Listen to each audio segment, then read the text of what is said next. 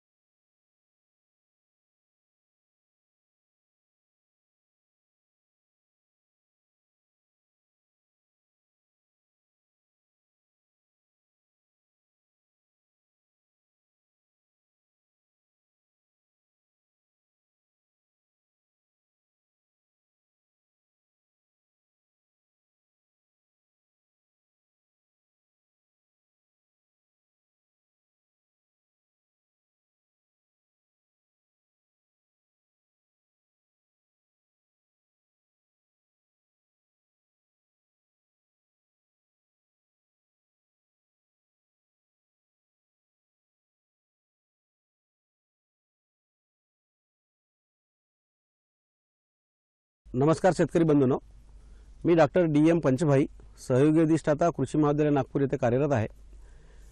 मागच्या 10 वर्षापासून आम्ही इंडो इस्रायल टेक्नॉलॉजीवर काम करतो आहे आणि 2010-11 मध्ये या प्रकल्पाची आम्ही सुरुवात केली। त्या अनुषंगाने मी 10 ते 12 दिवसापर्यंत इस्रायलचा दौरा सुद्धा केला आणि आपल्या भागातील संत्राची परिस्थिती आणि इस्रायलमधली परिस्थिती याचा अभ्यास करून एक नवीन प्रोजेक्ट आम्ही हातात घेतला की जेणेकरून आपल्या भागामध्ये जवळपास विदर्भामध्ये 1.5 लाखापर्यंत हेक्टर आहे, परंतु याचं जे उत्पादकता आहे ही फार कमी प्रमाणात आहे। जवळपास 9 ते 10 टनापर्यंत उत्पादकता आपली सरासरी आहे आणि ही उत्पादकता कशी वाढवता येईल। आणि दुसरं महत्त्वाचं म्हणजे की आपल्या ज्या बागा आहेत ह्या मॅक्झिमम फायटोप्तरांनी ग्रस्त झालेल्या आहेत आणि त्याच्यामुळे मोठ्या प्रमाणात संत्र्याचा रास या भागामध्ये दिसून येतो आणि यावर उपाययोजना म्हणून आपण नवीन पद्धतीने समजा लागवड पद्धती आपण डेव्हलप केली तर त्याचा शेतकरी बंधूंना मोठ्या प्रमाणात फायदा होईल। त्या अनुषंगाने आम्ही एक इंडो इस्रायलमध्ये एक पंचसूत्री योजना म्हणजे पंचसूत्र आपण तयार केले।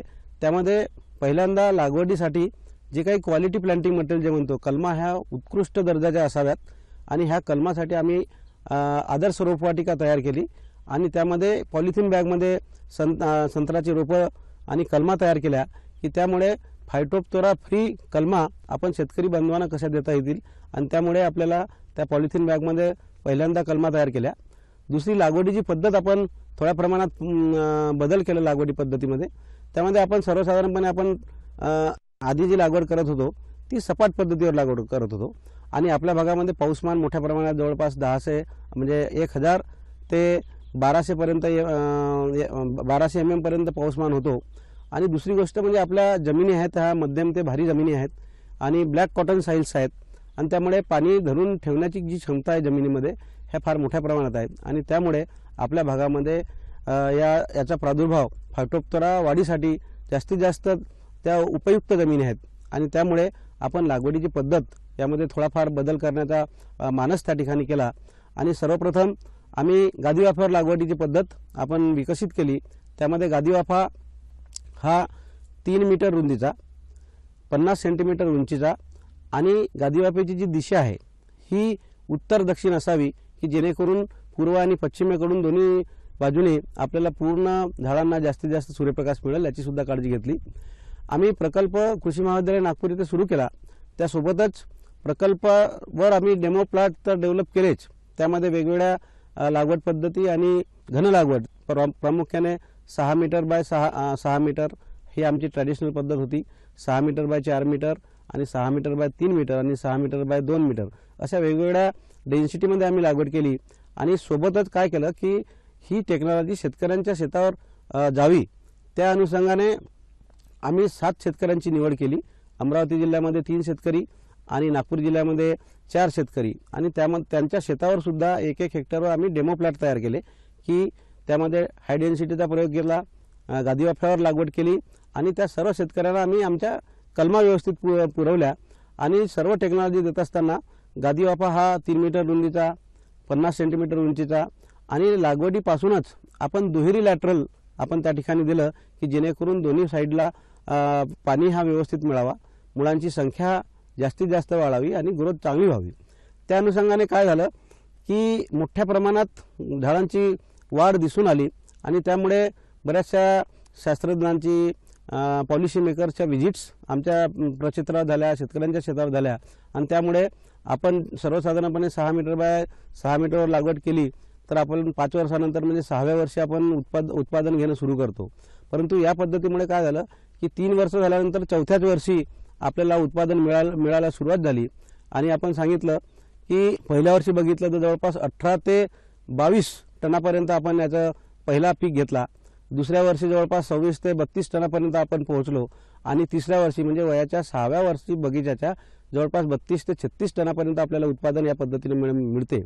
आणि यामध्ये म्हणजे आपण पाहिलं की पंचसूत्री कोणते आहे तर पहिलं क्वालिटी प्लांटिंग मटेरियल म्हणजे कलमांची व्यवस्थित निवड, दुसरं गादी वाफ्यावर लागवड, तिसरं म्हणजे हाय डेन्सिटी प्लांटिंग म्हणजे 6 मीटर बाय 3 मीटर लागवड आणि महत्त्वाचं म्हणजे की दुहेरी लॅटरल आणि त्यासोबतच ड्रीप सोबतच आपण खताचं व्यवस्थापन जर केलं तर आपल्याला त्याच्यापासून जास्तीत जास्त ग्रोथ होते। आणि सर्वात महत्त्वाचं म्हणजे 5वं जे सूत्र आम्ही सांगितलं की यामध्ये छाटणीचे प्रयोग, छाटणी करणं गरजेचं आहे, कॅनोपी मॅनेजमेंट करणं गरजेचं आहे आणि आम्ही सुद्धा वेगवेगळे प्रयोग घेतले म्हणजे जमिनीपासून 8 फुटावर, 10 फुटावर आणि 12 फुटावर की आपल्या भागामध्ये कोणती पद्धत जास्तीत जास्त चांगली राहील त्या अनुषंगाने आम्ही प्रयोग घेतला। पहिल्यांदा आपण सेंट्रल इंडियामध्ये मी इटालीवरून एक ट्रॅक्टर चलित प्रुनिंग मशीन आणली, त्याचे सुद्धा डेमो आपण शेतकऱ्याच्या शेतावर घेतले आणि ते प्रयोगांती आम्ही ठरवलं की 10 फूट म्हणजे जमिनीपासून 3 मीटर किंवा 10 फूट या अंतरावर समजा आपण छाटणी केली तर आपल्याला जास्तीत जास्त फळं, एकसारखी फळं आणि ए ग्रेडची फळं आपल्याला जास्तीत जास्त मिळतात। आपण ट्रॅडिशनल पद्धतीने समजा आपण लागवड केली, फळधारणा पाहिली तर फक्त 10 ते 15% आपल्याला ए ग्रेडची फळं मिळतात। परंतु छाटणीचे प्रयोग ज्या शेतकऱ्यांकडे केले आणि त्या शेतकऱ्याकडे पाहिलं तर जवळपास 80 ते 85% फळं आपल्याला ए ग्रेडची मिळतात आणि म्हणून छाटणीद्वारे सुद्धा या इंडो इज्रायल पद्धतीमध्ये छाटणीचा अंतर्भाव केला। पहिल्यांदा पहिली मशीन आणली, पहिल्यांदा शेतकरी तयार होत नव्हते परंतु कालांतराने त्यांना समजलं की प्रुनिंगचे फायदे आपल्याला आपण पटवून दिलं, त्यांना दाखवून दिलं, प्रॅक्टिकली दाखवून दिलं आणि त्यामुळे आता प्रुनिंगसाठी शेतकरी बांधवांच्या रांगा लागतात आणि त्या अनुषंगाने परत शासनाकडे आम्ही रिक्वेस्ट केली। परत मागच्या वर्षी 2 मशीन्स आपण काटोल आणि नागपूरसाठी आणल्या आणि हा परिसर या प्रुनिंगच्या माध्यमातून आपण मशीनच्या माध्यमातून करतो आहे। आणि सोबतच मी अकोल्याला सुद्धा असताना आपल्याला अचलपूर भाग जो आहे त्या भागात सुद्धा मोठ्या प्रमाणात संत्र्याच्या बाग आहेत, अकोला साईडला आहेत आणि त्यामुळे त्या भागात सुद्धा 2 प्रुनिंग मशीन आपण आणण्याचा प्रयत्न केला आणि यावर्षी त्या 2 मशीन सुद्धा आपण प्रोक्यूर करू की जेणेकरून सर्व विदर्भामध्ये आपल्याला हा प्रुनिंगचे प्रयोग घेऊन जास्तीत जास्त शेतकऱ्यांपर्यंत ही टेक्नॉलॉजी पोहोचवण्याचा प्रयत्न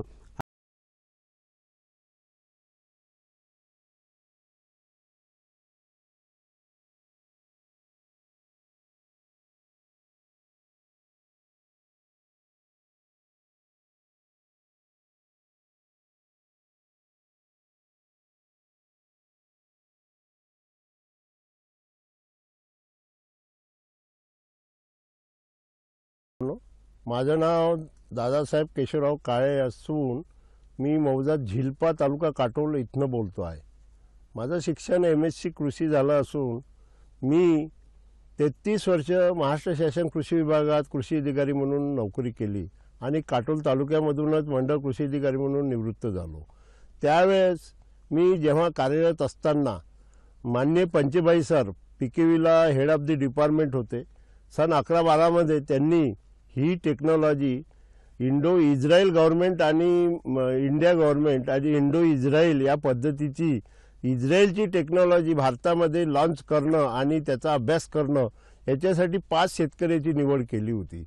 त्यांनी त्यावेळेस बेड तयार करण्यापासून जास्तीत जास्त हाय डेन्सिटी प्लांटेशन लावण्यासाठी पर एकर पर हेक्टर झाडाची संख्या कशी वाढवता येईल आणि जे पारंपरिक पद्धतीची झाडं लागवड होती 6x6ची फ्लॅट जमिनीवरती, तिथे मोठ्या प्रमाणात फायटोप्थोराचा उपद्रव होऊन जमिनीच्या पोती खराब झाली होती आणि संत्र्याचा पूर्ण नाश झाला होता. खूप मोठ्या प्रमाणात हा गंभीर प्रश्न शेतकऱ्यासमोर येत होता आणि याच्यावर काहीतरी मार्ग काढावा हे उद्देश त्यांनी मनाशी बाळगून माननीय पंचेभाई सरांनी त्यावेळेस फार मेहनतीने ही शेतकरी निवड करून आम्ही त्यांच्यासोबत होतो, ही टेक्नॉलॉजी तिथे अडॉप्ट केली आणि या टेक्नॉलॉजीमध्ये बेड बनवणे, नाल्या काढणे, पाणी निचरा होणे आणि जास्तीत जास्त झाडाची संख्या वाढवणे ह्या पद्धतीचं ही इस्रायल पद्धतीची लागवड आहे. याच्यामध्ये जे पारंपरिक पद्धतीची 6x6 मीटरवरती जे झाडाची लागवड होती तर हे याच्यामध्ये प्रोडक्शन पर हेक्टर म्हणजे एकरी किंवा हेक्टरी जे उत्पन्न मिळत होतं ते फार कमी मिळत होतं, कारण की झाडाची संख्या मोजकी राहत होती. त्याच्यामध्ये मधात नागे पडत होते आणि झाड लवकर खराब होते. झाडाची हाईट 20-22 फूटपर्यंत वाढत होती. ह्या सगळ्या गोष्टीचा विचार करून त्यांनी 12 मध्ये जेव्हा ही टेक्नॉलॉजी आणली त्यावेळेस मी तिथे मंडळ कृषी अधिकारी म्हणून कार्यरत होतो आणि माझ्या सज्जामध्येच ती लागवड झालेली होती. त्याचा मी चांगला सखोल अभ्यास केला आणि मग मी माझ्या शेतावरती स्वतः करून पाहावं हा प्रयोग आणि इतर शेतकऱ्यांना सुद्धा दाखवावा याच्यासाठी मी 14-15 मध्ये इथे बेड तयार केले.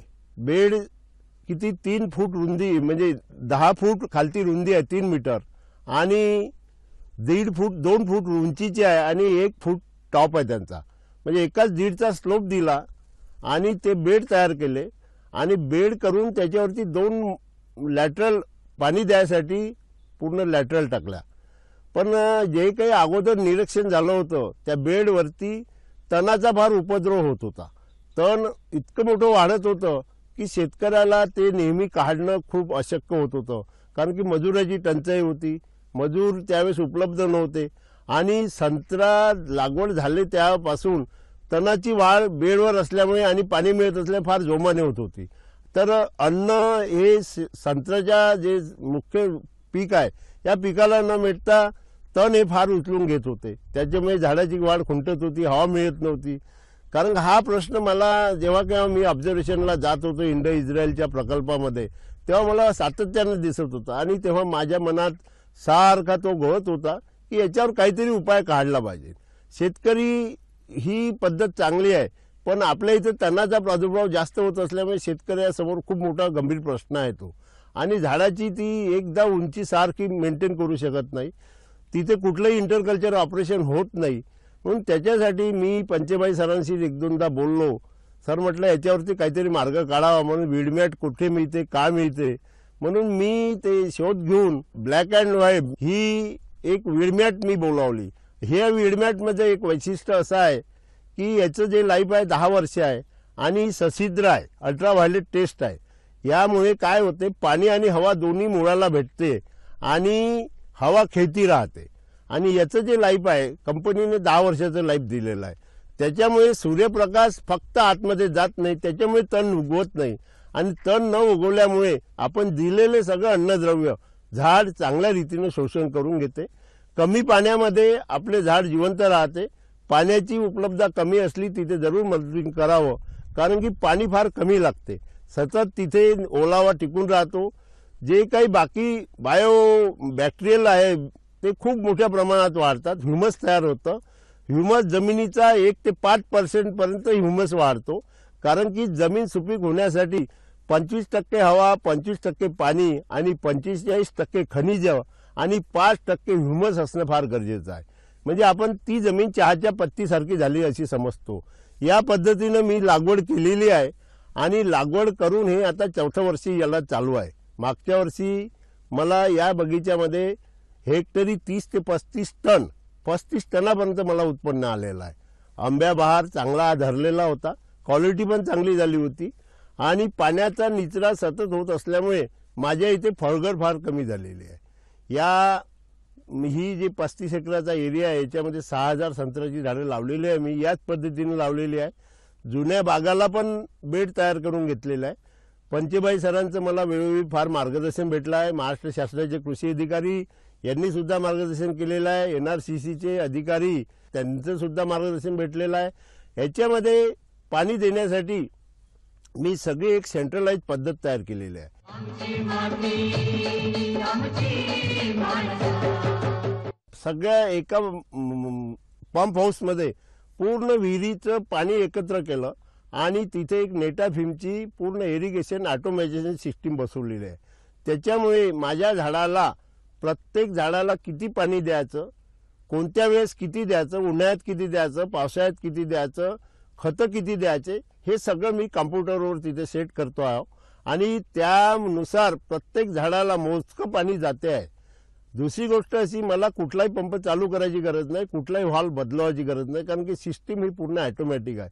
त्याचप्रमाणे एवढ्या मोठ्या प्रमाणात झाडं लावले, त्याच्यामध्ये बेडचं आपण संरक्षण केलं, बेड हे तणापासून मुक्त केलं, नळ्याद्वारे आपण ड्रीपद्वारे पाणी दिलं, म्हणून शेतातल्या पूर्ण ड्रेनेज काढून घेतल्या, काही ड्रेनेज पुनर्भरण केलं विहिरीचं, कारण की मागच्या वेळेस खूप पावसाळ्याचा खंड पडला होता आणि पावसाळा कमी झाल्यामुळे विहिरीचं पुनर्भरण करणं गरजेचं वाटलं आणि म्हणून मी इथे माझ्या शेतातल्या पूर्ण विहिरी पुनर्भरण करून घेतलेलं आहे। माझ्या शेतातलं पाणी पूर्ण माझ्या शेतातच जिरते, शेतातल्या विहिरीमध्येच जिरते। तर या झाडाचं प्लांट प्रोटेक्शन करण्यासाठी मी एक 7,000ची टाकी बांधलेली आहे। त्या टाकीमध्ये मिक्सर लावलेला आहे। कुठलंही दवाईचे प्रमाण जे आहे 2 ग्रॅम पर लिटर याप्रमाणे त्या दवाईची मिक्स करून पूर्ण एकजीव करायचं आणि नंतर मी ब्लोअर घेतलेला आहे। त्या ब्लोअरमध्ये भरून आपण पूर्ण एका दिवशी किंवा 2 दिवसामध्ये 35 एकराची पूर्ण फवारणी करून टाकतो, कारण की लेबर आजकाल मिळत नाही, एकसारखी फवारणी होत नाही, झाडाच्या शेंड्यापर्यंत फवारणी केल्या जात नाही, त्याच्यामुळे बरेचसे तिथं कीटक फंगस तसेच चिपकून राहतात आणि रोग ते अजून पसरवत राहतात। तर या सगळ्या टेक्नॉलॉजीचा वापर करण्यासाठी मी हे माझं प्रक्षेत्र निवडलं। इथे बरेचसे शेतकरी येऊन गेले, बरेचशा शेतकऱ्यांनी यांचं निरीक्षण केलं। इथे क्वालिटी झाडाची 4 वर्षामध्ये अशा प्रकारे बनलेली आहे। 12/2/18ला इथे फार मोठ्या प्रमाणात गारपीट झालं होतं। त्या गारपीटाचा सेडबॅक खूप मला बसला होता, परंतु माझे झाड बेडवर असल्यामुळे आणि योग्य फर्टिगेशन म्हणजे व्यवस्थापन योग्य असल्यामुळे त्यांनी लवकर रिकव्हर केलं होतं।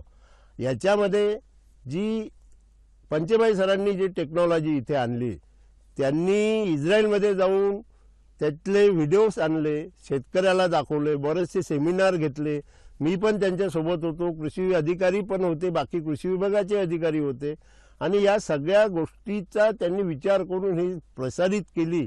याच्यामध्ये फार मोठा त्यांचा म्हणजे शेतकऱ्याप्रती जे काम करण्याची जिद्द आहे फार मोठी दिसून येते। त्यांच्या या प्रयत्नामुळेच इथं इंडो इस्रायल काय आहे हे आम्हाला कळलं। शेतकऱ्यांनी आता याच्या पुढचं जी लागवड करायची आहे, जास्तीत जास्त उत्पादन घेण्यासाठी आपण बेडवरती घ्यावं। पण हे सगळं करायच्या अगोदर एक लक्षात घ्या शेतकरी बंधूंनो, मी 2दा दरवर्षी माती परीक्षण करतोय। माती परीक्षण आपल्या जमिनीचं आरोग्य कसं आहे, आपल्या जमिनीचं आरोग्य कसं आहे, जसं आपण बिमार झाल्यानंतर डॉक्टर आपल्याला पॅथॉलॉजीची ट्रीटमेंट करावं लागते, रक्ताची तपासणी, त्याच्याशिवाय डॉक्टरला कळत नाही की आपल्याला कोणता रोग झालेला आहे, कोणत्या विषाणूची लागण झाली, सर्दी झाली, पडसं झालं, घशामध्ये खवखवून राहिलं, हे वेगवेगळे आजार कसे कळण, रक्तामधून कळण। तसंच हे मातीचं आरोग्य तपासणे दरवर्षी, आपल्या जमिनीचा पीएच किती आहे, आपल्या जमिनीमध्ये क्षार धरण्याची क्षमता किती आहे, आपल्या जमिनीमध्ये नत्राचं प्रमाण किती आहे, स्फुरदचं किती आहे, पालाचं किती आहे, सूक्ष्म मूलद्रव्याचं प्रमाण किती आहे, हे सगळं चित्र कशामुळे समजेल, जेव्हा आपण माती तपासणी करू। आणि मी दरवर्षी माती तपासून घेतो। माती तपासून घेऊन ज्या घटकाची कमतरता आहे ते घटक मी जास्त देतो आणि जी सहजासहजी उपलब्ध आहे त्याला मी कमी प्रमाणात कधी कधी वापरत सुद्धा नाही, कारण की माझ्यासमोर चित्र आहे माझ्या जमिनीचं, माझ्या जमिनीमध्ये काय ठेवलं आहे, काय आहे, किती सामू आहे, त्याचा पीएच किती आहे, त्यानंतर त्याचे सेंद्रिय कर्ब किती आहे, हा मला माझ्या त्या रिपोर्टवरून कळते आणि मी दरवर्षी करत असतो। आता सुद्धा मी 20-22 दिवस झाले मी केमिकल ॲनालिसिस करायसाठी मी माझं परीक्षण केलं आहे, त्याचा अहवाल यायचा आहे। त्याचप्रमाणे जे फिजिकल ॲक्टिव्हिटी आहे जमिनीची ती सुद्धा मी तपासून घेतो, झाडाचे पानं सुद्धा तपासतो, काही लीफ इंडेक्स काय आहे झाडाचा, कधी कधी आपल्याला कळत नाही। मी आता मागे एक 20 दिवस झालेले आहे, 20 दिवसामध्ये मायक्रोबियल ॲक्टिव्हिटी म्हणजे जिवंत मायक्रो ऑर्गॅनिझम एक दिवस पाण्यामध्ये अगोदर भिजवलेले आहे आणि मी ड्रीपद्वारे पूर्ण शेताला सोडलेले आहे. कारण की आपल्या जमिनीमध्ये जे आपण फॉस्फरस दिलेला आहे, पोटॅश दिलेला आहे, हा स्थिरावलेला आहे आणि हा स्थिरावलेला जो काही फॉस्फरस आहे, पोटॅश आहे, हे झाड उपलब्ध करू शकत नाही. कारण की ते झाडाची ताकद संपली आहे. जो इझिली उपलब्ध झाला होता तो मुळाने उचलला आणि बरंचसं इथे स्टोर पडलेला आहे. आमची माती आमची माणसं. याच्यासाठी सेंद्रिय कर्ब झाडामध्ये तयार ठेवला. आता हे बॅक्टेरिया जे सोडले, इथे आपल्याकडे जे आपण सेंद्रिय पदार्थ या झाडाला दिलेला आहे, शेणखत दिलेलं आहे, लेंडी खत दिलेलं आहे, त्याच्यानंतर ऑर्गॅनिक खात दिलेलं आहे, हे सगळं खात याच्यामध्ये वापरलेलं आहे. तर हे जे बॅक्टेरियासाठी आपण तिथे खाद्य दिलेलं आहे, तर हे बॅक्टेरिया तिथे चयापचयाची क्रिया करून सेंद्रिय आम्ल तयार करत आणि त्या सेंद्रिय आम्लामध्ये स्थिरावलेला स्फुरद आहे किंवा स्थिरावलेला पोटॅश आहे, तो त्याच्यात विरघळून झाडाला सहज उपलब्ध होईल. म्हणजे आपली प्रमाण त्याचं खातं देण्याचं कमी लागल. त्याचप्रमाणे वेळोवेळी बघायचं आपण निरीक्षण करून येणारे संत्र्यावरती कीड किती, कोणत्या महिन्यात कोणती कीड येते, हे माइट्स केव्हा येतं, थ्रिप्स केव्हा येतं, मावा कधी येतं, त्याच्यानंतर तुमचं सायटोसिला केव्हा येतं, हे सगळं कोष्टक PKVने दिलेलं आहे, NRCCने दिलेलं आहे, महाराष्ट्र शासनाच्या कृषी विभागाच्या लिटरेचरमध्ये दिलेलं आहे. त्याप्रमाणे आपण वेळोवेळी जरी आपण फवारणी केली किंवा ज्या शेतकऱ्याला अडचण आली त्यांनी कुठल्याही कृषी अधिकाऱ्याला जाऊन विचारलं तर कोणीही तुम्हाला त्याचं कोष्टक सांगेल किंवा त्याची माहिती देईल.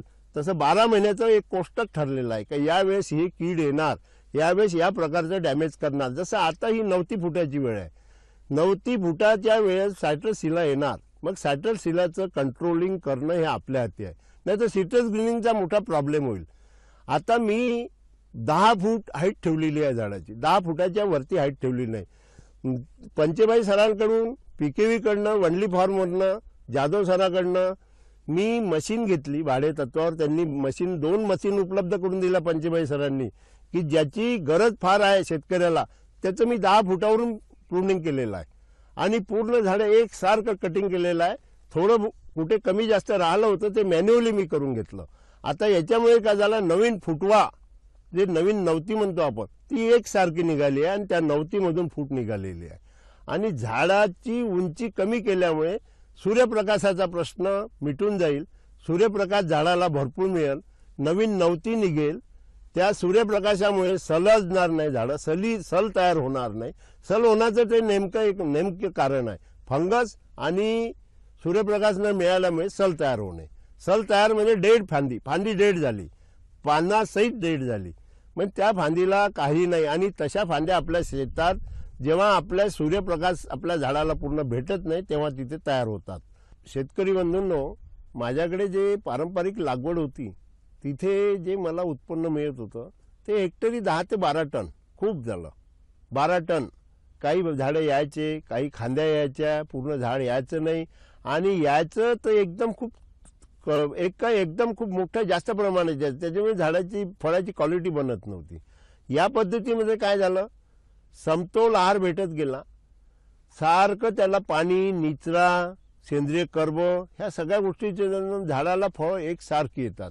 आणि हेक्टरी 35 टनापर्यंत याचं मला उत्पन्न राहिलं. म्हणजे किती, 12 टन कुठे आणि 35 टन कुठे, म्हणजे 12-3 3 पटीचा उत्पन्न फरक पडला. जमीन तीच, ओली तीच, शेतकरी तोच, फक्त टेक्नॉलॉजीचा फरक झाला. ही जे प्रक्रिया घडली कुठल्यामुळे झाली, जे टेक्नॉलॉजीमुळे झाली. म्हणून हे इंडो इस्रायल जे टेक्नॉलॉजी आहे फार उत्तम टेक्नॉलॉजी आहे. आणि ती प्रत्येक शेतकऱ्यांना जे लागवड करायची, फळबाग लागवड, आणि महाराष्ट्र शासनाच्या कृषी विभागांनी सुद्धा पांडुरंग फुंडकर इंडो इस्रायल योजना चालू केलेली आहे. माती तपासणीची सोय महाराष्ट्र कृषी विभागामध्ये आहे, पंजाबराव कृषी विद्यापीठामध्ये आहे, बाकी ठिकाणी प्रायव्हेट लॅब आहे, RCFची आहे. प्रत्येक ठिकाणी माती तपासणी सोय आहे. तरी सगळ्यांनी माती तपासून घेऊ, त्या मातीच्या आरोग्यानुसार रेज बेडवरती इंडो इस्रायल पद्धतीने संत्र्याची लागवड करावी ही आपणा सर्वांना विनंती करतो. धन्यवाद. विदर्भातील संत्रा उत्पादन वाढवण्यासाठी इस्रायल या देशासोबत इंडो इस्रायल करार झाला असून विदर्भासह देशातील इतर राज्यांमध्ये इस्रायल तंत्रज्ञान वापरले जात आहे, ज्यामुळे शेतकऱ्यांचा दुप्पट फायदा तर होतोच आहे, सोबत उत्तम दर्जेदार संत्री ग्राहकास मिळते आहे.